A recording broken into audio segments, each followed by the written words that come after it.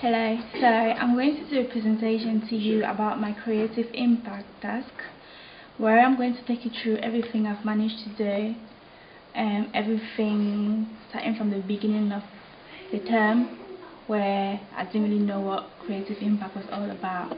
So I hope you enjoy it. Here we go. Thank you. The first task I did was about poverty, where I had to write about a cause on something that interests me and also gets me angry at the same time. I chose to do mine about poverty because, it's something that I have been through and I know what it's like to be poor. Because I remember where I was when I was young, I had no clothes or shoes to wear and I wanted people to be more aware about it.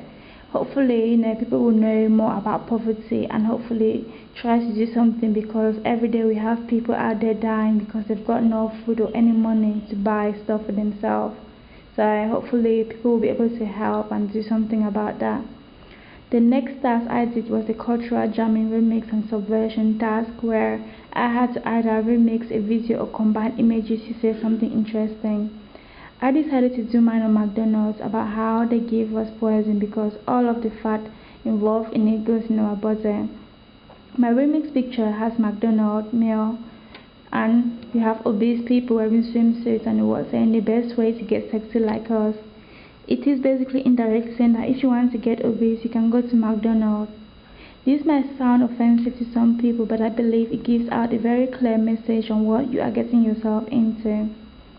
My next task is a case study campaign where I did a poster about the fuel subsidy in Nigeria.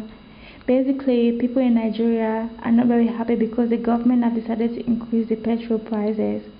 I used the Fuel for Life perfume poster, and in the bottom of the picture, you have the Nigerian president and his people fighting to get help. You have a petrol tank, and beside it you have a fire burning and people wandering about in the street. I believe my message can easily be given across because I basically put loads of pictures to show what I'm talking about, and hopefully people will get the message and easily understand it. My next challenge was the empathy task, where I filmed myself being blind for a day.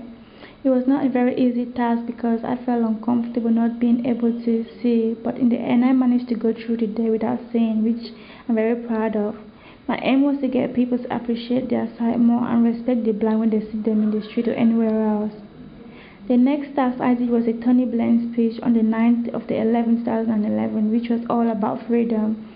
I had to analyze it and wrote about what I thought of it, basically my opinion on what can be done to help the protesters. My other task was the Agipop task, where I had to write about a song case study and analyze the lyrics. The song I chose to do was called In the Ghetto by Elvis Presley, where he sang about life in the ghetto.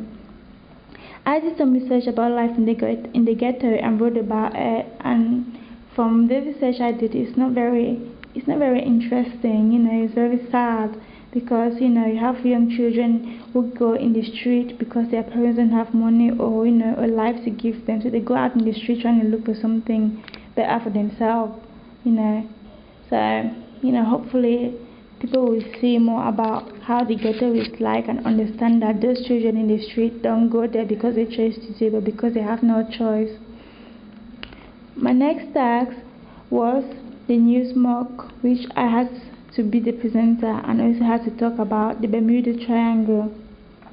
I interviewed a lady who has been experiencing strange things in her kitchen, and I love this task because we had so much fun doing it and it came out just where we wanted. My next task was to do a provoking image where I took an unflushed toilet. I took this image because I find it offensive when people use the toilet and do not flush. Anyone looking at it will quickly turn away and might not even be offended, might not even find it interesting to look at because, an unflushed toilet is not something, wonderful. I thought it fit perfectly to what I was trying to achieve. And the last task I did was a flash mob where we were split into two teams. My team went to IKEA and our task was to make IKEA as our living space, that is to occupy the bedroom, the kitchen and the toilet, and see how many people could get to look at us. Unfortunately, we didn't manage to film anything as we were thrown out by the security guard. But I'm very proud because my group gave it a try, and even though we got nothing, we're willing to do it in the end. Overall, I love this whole module because it has given me the opportunity to learn things I didn't know before, and I've really enjoyed myself, and now I can see myself going out there in the world and doing things without having to rely on other people.